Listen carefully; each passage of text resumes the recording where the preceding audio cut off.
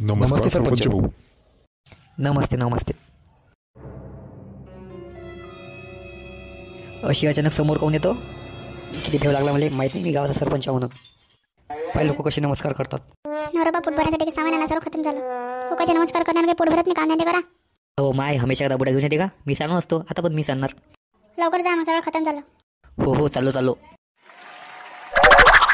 सरपंच भाऊ हा का घरी? हो आहे मी घरी. तुम्ही मला एक गोष्ट सांगा, आम्ही सरपंच कायसाठी बनवलं तुम्हाला? लोकांची कामं करण्यासाठी. बरं मग त्या शांतारामच्या बायकोला समजून सांगा. काय केलं त्या बाईनं? ती बाईका तुमच्यात भांडण करू राहिली का? हो, ती बाई माझ्या बायकोला सतावर राहिली, माझ्या बायकोसोबत भांडण करू राहिली. ते तिचं घर झाडते आणि माझ्या घरासमोर फेकून देते. त्या शांतारामच्या बायकोनं पूर्ण परेशान करून सोडलं माझ्या बायकोले. अरे भाऊ, ही प्रॉब्लेम तुमच्या घरची आहे, मग मी काय करू याच्यात? अबे, तुला सरपंच बनवलं बे?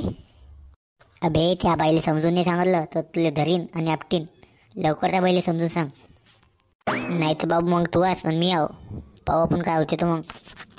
बरं भाऊ, मी बोलतो आज त्या बाईसोबत. आजच तुमचे भांडण खतम करतो. अरे बापरे, सरपंच बनवून मी गलतीत नाही गेली. जोत येऊन मला बोलून चाललं. हे काय आली रे बा आता? हे अजून मला पागल करते. माझ्यासाठी मला टाईम नाही आहे. कधी पण कुठे फिरायला नेत नाही, काही नाही.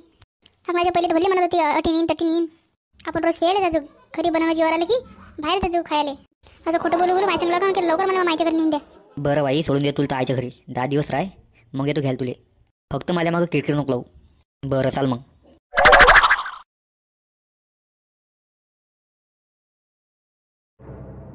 हे बेवडं काली हजर बा इकडे आता.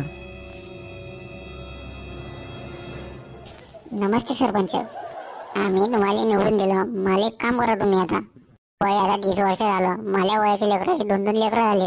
मला अजून लग्न बाकी आहे. लवकर मला लग्न लावून द्या तुम्ही. माझ्यासाठी एक चांगली पोरगी पहा. त्या मायले या बेवड्याला कोण पोरगी दिली बा आता? बरं भाऊ, तुम्ही म्हणसान तसं. बरं आजच्याच पहा मग.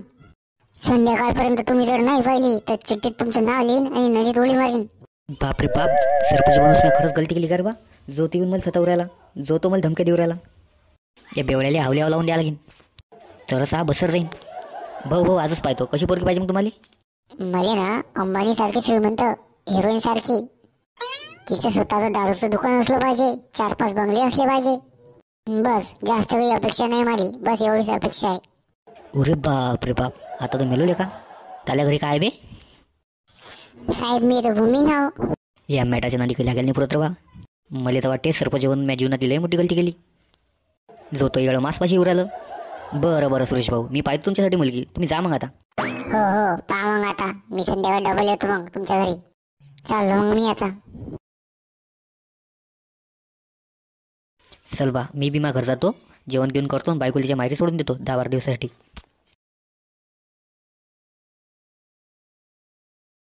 होय सरपंच, इकडे या. नाही पटकन इकडे या. आता ही काशी बाई काय म्हणते रे बा? काय झालं बाई? काय झालं? काय समस्या आहे तुले? अरे, ते नालीचं पाणी पानं कुठे चाललं? सगळं माझ्या घरात मुरून राहिलं. पावसाळ्यात पूर्ण माझ्या घराला सरता सुट्टे. अरे, लहान लेकरं खेळत असतात त्याच्यात. मला लहान लेकरं बिमार पडू राहिली सगळे. आणि काही यासाठी निवडून दिलं होतं का तुम्हाला? हो बाई, उद्या मी साहेबसोबत बोलतो आणि हवी ती मदत करतो तुम्हाला.